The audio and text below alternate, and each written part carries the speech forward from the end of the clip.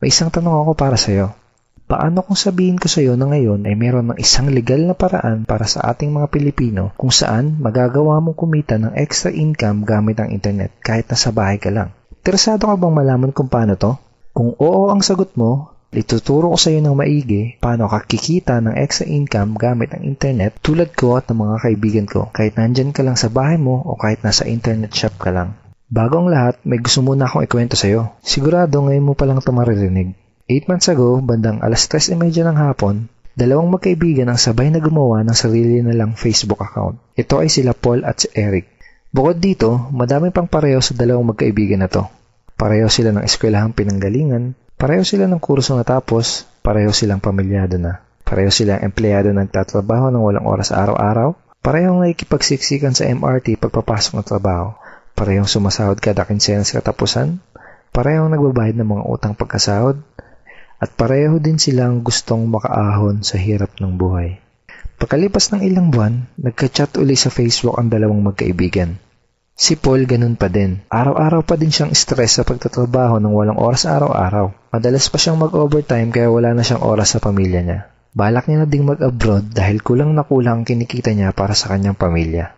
Nalulungkot man siyang umalis dahil ayaw niyang malayo sa pamilya niya pero wala siyang choice kung hindi magsakripisyo. Si Eric naman, kaka-resign lang. Hindi na daw niya kailangan ng trabaho. Kumikita na kasi siya ng malaki kahit nasa bahay lang siya kasama ang mag-ina niya. Malaki na din daw ang perang naipon niya sa bangko. Gusto mo bang malaman kung anong pinagkaiba nila? Si Paul gumagastos at nag-aaksaya lang ng oras sa tuwing mag-i-internet. Si Eric naman, ginamit niya ang Facebook at internet para kumita at magnegosyo. May tanong uli ako sa'yo. Gumagamit ka din ba ng computer para mag-Facebook at mag-internet? Kung gusto mo din malaman kung paano mapagkakakitaan ng oras na ginugugol mo sa pag-i-internet, ang kailangan mo lang gawin ay fill upan ang form na nasa ibaba. Ito ang ilan sa mga ordinaryong Pinoy na katulad mo na nagkaresulta, kumikita gamit ang internet. Lenton Montejo from Davao City, Philippines. I earned $1,200 in 7 weeks. Jeff Perez from Quezon City, Philippines.